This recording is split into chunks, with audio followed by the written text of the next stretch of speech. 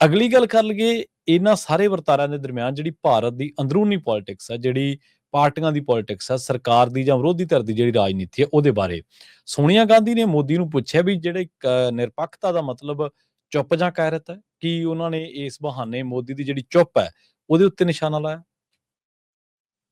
ਪ੍ਰਵੀਨ ਜੀ, ਜਦੋਂ ਜੰਗ ਲੱਗੀ ਹੋਵੇ ਔਰ 2 3 5 7 10 ਮੁਲਕਾਂ ਤੱਕ ਉਹਦਾ ਸੇਕ ਫੈਲ ਰਿਹਾ ਹੋਵੇ, ਤਦ ਸਰਕਾਰਾਂ ਦਾ ਸਭ ਤੋਂ ਪਹਿਲਾ ਫਰਜ਼ ਹੁੰਦਾ ਹੈ ਆਪਣੇ ਨਾਗਰਿਕਾਂ ਦੀ ਸੁਰੱਖਿਆ। ਉਹਨਾਂ ਮੁਲਕਾਂ 'ਚ ਗਏ ਹੋਏ ਆਪਣੇ ਟੂਰਿਸਟ ਦੇ ਹਵਾਲੇ ਨਾਲ, ਵਿਜ਼ਟਰ ਵੀਜ਼ੇ ਦੇ ਹਵਾਲੇ ਨਾਲ, ਸਟੱਡੀ ਵੀਜ਼ੇ ਦੇ ਹਵਾਲੇ ਨਾਲ, ਵਰਕ ਵੀਜ਼ੇ ਦੇ ਹਵਾਲੇ ਨਾਲ, ਜਾਂ ਜਿਹੜੇ ਉੱਥੇ ਪਰਮਾਨੈਂਟ ਵੀ ਹੋਣ, ਜਿਨ੍ਹਾਂ ਦੇ ਪਰਿਵਾਰ ਜੜ੍ਹਾਂ ਇੱਧਰ ਸਾਡੇ ਮੁਲਕ 'ਚ ਨਾਲ। ਸੋ ਸਰਕਾਰ ਦੀ ਪਹਿਲੀ ਜ਼ਿੰਮੇਵਾਰੀ ਹੈ। ਉਹਦੇ ਲਈ ਨਰਿੰਦਰ ਮੋਦੀ ਹੋਰਾਂ ਦੀ ਸਰਕਾਰ ਲਗਾਤਾਰ ਵੱਖ-ਵੱਖ ਮੁਲਕਾਂ ਨਾਲ ਸੰਪਰਕ ਸਾਧ ਰਹੀ ਹੈ, ਔਰ ਭਾਰਤ ਸਰਕਾਰ ਦੇ ਹਵਾਲੇ ਨਾਲ, ਵਿਦੇਸ਼ ਮੰਤਰਾਲੇ ਦੇ ਹਵਾਲੇ ਨਾਲ, ਹਵਾਬਾਜ਼ੀ ਮੰਤਰਾਲੇ ਦੇ ਹਵਾਲੇ ਨਾਲ ਲਗਾਤਾਰ ਸਾਡੇ ਕੋਲ ਸੂਚਨਾਵਾਂ ਆ ਰਹੀਆਂ ਨੇ ਕਿ ਚਾਹੇ UAE ਹੋਵੇ, ਚਾਹੇ ਹੋਰ ਕੁਝ ਮੁਲਕ ਹੋਣ, ਉੱਥੋਂ ਫਲਾਈਟਾਂ ਰਾਹੀਂ ਸਾਡੇ ਭਾਰਤੀਆਂ ਨੂੰ, ਨਾਗਰਿਕਾਂ ਨੂੰ ਕੱਢਿਆ ਜਾ ਰਿਹਾ। ਸੋ ਇਹ ਚੰਗੀ ਪਹਿਲ ਕਦਮੀ ਹੈ। ਇਹਦੀ ਸਭ ਤੋਂ ਵੱਧ ਜ਼ਰੂਰਤ ਹੁੰਦੀ ਹੈ ਪਰਿਵਾਰਾਂ ਨੂੰ ਇਹ ਯਕੀਨ ਦਿਵਾਉਣਾ, ਕਿਉਂਕਿ ਆਪਾਂ ਸ਼ਾਇਦ ਕੱਲ ਵੀ ਗੱਲ ਕਰ ਰਹੇ ਸੀ ਕਿ ਅੰਮ੍ਰਿਤਸਰ ਤੋਂ, ਦਿੱਲੀ ਤੋਂ ਮੁੰਬਈ ਜਾਣਾ ਜਿੰਨਾ ਸਮਾਂ ਲੱਗਦਾ ਉਨਾ ਸਮਾਂ ਦੁਬਈ ਨੂੰ ਲੱਗਦਾ, ਤੇ ਸਾਡੇ ਲੋਕਾਂ ਦੀ ਇਨਵੈਸਟਮੈਂਟ ਵੀ ਬਹੁਤ ਵੱਡੀ ਗਿਣਤੀ 'ਚ ਹੈ ਦੁਬਈ 'ਚ। 1 ਨੰਬਰੀ 2 ਨੰਬਰੀ ਸਾਰਿਆਂ ਜਿਹੜੇ ਰਾਜਨੀਤਿਕ ਘਰਾਣੇ, ਕਾਰਪੋਰੇਟ ਘਰਾਣੇ, ਪਹੁੰਚ ਅਪਰੋਚ ਵਾਲੇ ਲੋਕ, ਉਹਨਾਂ ਦੀ ਬਹੁਤ ਹੈ। ਸੋ ਸੁਰੱਖਿਅਤ ਦੱਸ ਕੇ ਉਹ ਕਰਾਈ ਗਈ ਆ। ਹੁਣ ਸਭ ਨੂੰ ਫਿਕਰ ਪਿਆ ਕਿ ਇੱਕ ਬੰਬ ਗਿਰਿਆ ਤੇ ਮੇਰਾ ਫਲੈਟ ਉੱਡ ਗਿਆ ਤੇ ਮੇਰੇ ਤਾਂ ਕਿਰਾਏ ਵਾਲੀ ਕਿਸ਼ਤ ਟੁੱਟ ਜਾਣੀ, ਆ ਹੋ ਜਾਣਾ। ਸਭ ਦੀ ਉਹ ਪ੍ਰਕਿਰਿਆ ਇੱਕ ਵੱਖਰੀ ਹੈ। ਦੂਸਰਾ, ਉਹ ਤੋਂ ਬਿਨਾਂ ਜਿਨ੍ਹਾਂ ਦੇ ਪਰਿਵਾਰਕ ਜੀ ਗਏ ਹੋਏ ਨੇ, ਅੱਜ ਕੱਲ ਵਿਆਹ ਤੋਂ ਬਾਅਦ ਜੋੜੇ ਜਾਂਦੇ ਨੇ, ਜਵਾਕ ਘੁੰਮਣ ਫਿਰਨ ਜਾਂਦੇ ਨੇ। ਸੋ ਇਹ ਇਸ ਮਾਮਲੇ 'ਚ ਇਸ ਲਈ ਉਹ ਬਹੁਤ ਫਿਕਰ ਹੈ। ਬੇਸ਼ੱਕ UAE ਦੇ ਮੁਖੀ ਨੇ ਭਰੋਸਾ ਦਿਵਾਇਆ ਕਿ ਜੀ ਫਿਕਰ ਨਾ ਕਰੋ, ਅਸੀਂ ਹੋਟਲਾਂ ਦਾ ਪ੍ਰਬੰਧ ਕਰਾਂ, ਪਰ ਜਿਸ ਕਦਰ ਅਫਰਾ ਤਫਰੀ ਫੈਲਦੀ ਉਹਦੇ ਵਿੱਚ ਮਾਹੌਲ, ਪ੍ਰਬੰਧ ਸੁਖਾਵੇਂ ਨਹੀਂ ਹੁੰਦੇ। ਇਸ ਲਈ ਕਿਸੇ ਨੂੰ ਵੀ ਦੋਸ਼ੀ ਨਹੀਂ ਠਹਿਰਾਇਆ ਜਾਂਦਾ। ਜਦੋਂ ਜਾਨ ਮਾਲ ਦਾ ਫਿਕਰ ਪਿਆ ਹੋਵੇ ਤਾਂ ਸਥਿਤੀ ਬਿਲਕੁਲ ਬਦਲ ਜਾਂਦੀ ਹੈ ਆਮ ਨਾਲੋਂ। ਪਰ ਉਹਦੇ ਬਾਵਜੂਦ ਵੀ ਸਾਡੇ ਜਵਾਨਾਂ ਨੂੰ, ਸਾਡੇ ਕਰੂ ਮੈਂਬਰਾਂ ਨੂੰ ਸ਼ਾਬਾਸ਼ੀ ਆ ਜਿਹੜੇ ਉਸ ਬਲ ਦੀ ਅੱਗ ਦੇ ਵਿੱਚੋਂ ਕੱਢ ਕੇ ਲਿਆ ਰਹੇ ਨੇ। ਸਹੀ। ਪਰ ਇਹ ਤਾਂ ਹੈ ਇੱਕ ਮਨੁੱਖ ਪ੍ਰਤੀ, ਇੱਕ ਆਪਣੇ ਨਾਗਰਿਕਾਂ ਪ੍ਰਤੀ ਜ਼ਿੰਮੇਵਾਰੀ ਦਾ ਪਹਿਲੂ। ਇੱਕ ਹੈ ਸਰਕਾਰਾਂ ਦੀ ਜ਼ਿੰਮੇਵਾਰੀ, ਇੱਕ ਹੈ ਤੁਹਾਡੀ ਕਾਨੂੰਨੀ ਸੰਵਿਧਾਨਕ ਤੌਰ ਤੇ, ਇੱਕ ਹੈ ਤੁਹਾਡੀ ਇਖਲਾਕੀ ਤੌਰ ਤੇ, ਇੱਕ ਹੈ ਤੁਹਾਡੀ ਸੱਭਿਆਚਾਰਕ ਆਪਣੇ ਵਿਰਸੇ ਦੇ ਤੌਰ ਤੇ, ਇੱਕ ਹੈ ਤੁਹਾਡਾ ਪਿਛਲੇ ਇਤਿਹਾਸ ਦੇ ਹਵਾਲੇ ਨਾਲ। ਜਦੋਂ ਉਸ ਮਾਮਲੇ 'ਚ ਝਾਤ ਮਾਰਦੇ ਹਾਂ ਜੀ ਤਾਂ ਸਾਡੀ ਸਰਕਾਰ ਸਾਨੂੰ ਚੁੱਪ ਨਜ਼ਰ ਆਉਂਦੀ ਹੈ। ਅਸੀਂ ਗਲਤ ਨੂੰ ਗਲਤ ਕਹਿਣ ਦੇ ਧਾਰਨੀ ਆ, ਅਸੀਂ ਠੀਕ ਨੂੰ ਠੀਕ ਕਹਿਣ ਦੇ ਧਾਰਨੀ ਆ, ਅਸੀਂ ਗਰੀਬ ਗਰੂਬੇ ਨਾਲ, ਕਿਸੇ ਨਾਲ ਬੇਮਤਲਬ ਦਾ ਹੋ ਰਿਹਾ ਧੱਕਾ, ਉਸ ਦੇ ਹੱਕ 'ਚ ਖੜਨ ਵਾਲੇ ਲੋਕ ਆ।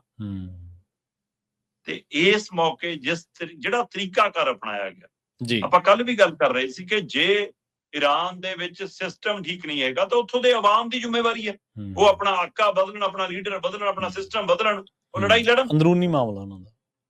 ਤੁਸੀਂ ਕਿਸ ਤਰ੍ਹਾਂ ਜਾ ਕੇ ਉਹਦੇ ਵਿੱਚ ਸਿਰਫ ਇਸ ਲਈ ਹੁਣ ਬਿਆਨ ਆ ਰਹੇ ਨੇ ਜੀ ਕਿ ਉਹ ਪਰਮਾਣੂ ਸਮਝੌਤਾ ਨਹੀਂ ਕਰਦਾ ਸੀ ਜੀ, ਹੈ ਨਾ, ਮਤਲਬ ਇਸ ਤਰੀਕੇ ਕਰਨ ਨਾਲ।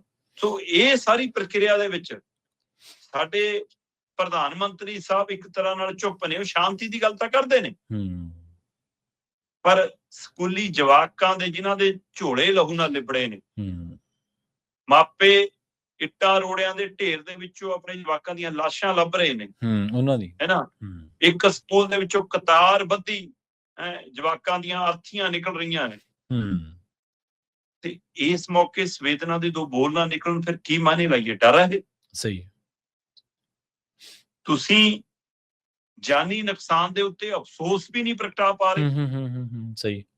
ਗਲਤ ਠੀਕ ਦੀ ਤਾਂ ਗੱਲੇ ਛੱਡੋ, ਫਿਰ ਤੇ ਕੀ ਮਾਇਨੇ? ਜੀ ਜੀ। ਭਾਰਤ ਦੇ ਵਿੱਚ ਇਸ ਮੌਕੇ ਇਸ ਲੱਗੀ ਹੋਈ ਲੜਾਈ ਦੇ ਮਾਮਲੇ 'ਚ ਰਾਜਨੀਤਿਕ ਬਟਵਾਰਾ ਹੋ ਚੁੱਕਿਆ। ਦੋ ਧਿਰਾਂ 'ਚ ਖੜੀ ਹੈ ਸਾਡੀ ਰਾਜਨੀਤਿਕ ਜਮਾਤ, ਇੱਕ ਸੱਤਾਧਾਰੀ ਧਿਰ ਹੈ, ਇੱਕ ਵਿਰੋਧੀ ਧਿਰ।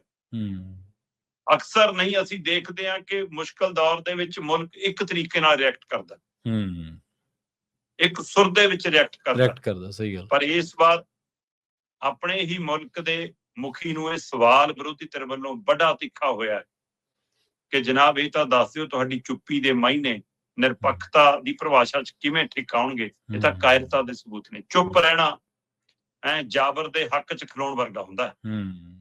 ਜਾਬਰ ਨਾਲ ਸਹਿਮਤੀ ਪ੍ਰਗਟਾਉਣਾ ਹੁੰਦਾ। ਔਰ ਸੋਨੀਆ ਗਾਂਧੀ ਜਿਹੜੀ ਅੱਜ ਕੱਲ ਸਿਹਤ ਪੱਖੋਂ ਵੀ ਘੱਟ ਬੋਲਦੀ ਹੈ ਜਾਂ ਹੁਣ ਜਵਾਕਾਂ ਨੂੰ ਮੂਹਰੇ ਕਰਕੇ ਆਪ ਚੁੱਪ ਦੀ ਸਥਿਤੀ 'ਚ ਹੈ, ਉਹਦਾ ਬੋਲਣਾ ਹੀ ਨਹੀਂ, ਨਾਮੀ ਗ੍ਰਾਮੀ ਅੰਗਰੇਜ਼ੀ ਦੇ ਵੱਡੇ ਅਖਬਾਰ ਦੇ ਵਿੱਚ ਪੂਰਾ ਇੱਕ ਵੱਡਾ ਆਰਟੀਕਲ ਲਿਖਣਾ ਔਰ ਉਹਦੇ ਵਿੱਚ ਪੂਰੇ ਤੱਥ ਅੰਕੜੇ ਦੇਣੇ, ਈਰਾਨ ਨਾਲ ਪਿਛਲੇ ਰਿਸ਼ਤਿਆਂ ਦਾ ਹਵਾਲਾ, ਪਿਛਲੇ ਸਮੇਂ ਦੇ ਪ੍ਰਧਾਨ ਮੰਤਰੀਆਂ ਦੀਆਂ ਟਿੱਪਣੀਆਂ ਦਾ ਜ਼ਿਕਰ, ਉਹ ਸਾਰਾ ਕਰਕੇ ਮੌਜੂਦਾ ਸਰਕਾਰ ਨੂੰ ਸਵਾਲਾਂ ਦੇ ਘੇਰੇ 'ਚ ਲੈਣਾ, ਤੇ ਤਾਂ ਵੀ ਤੁਹਾਡਾ ਮੂੰਹ ਨਾ ਖੁੱਲੇ।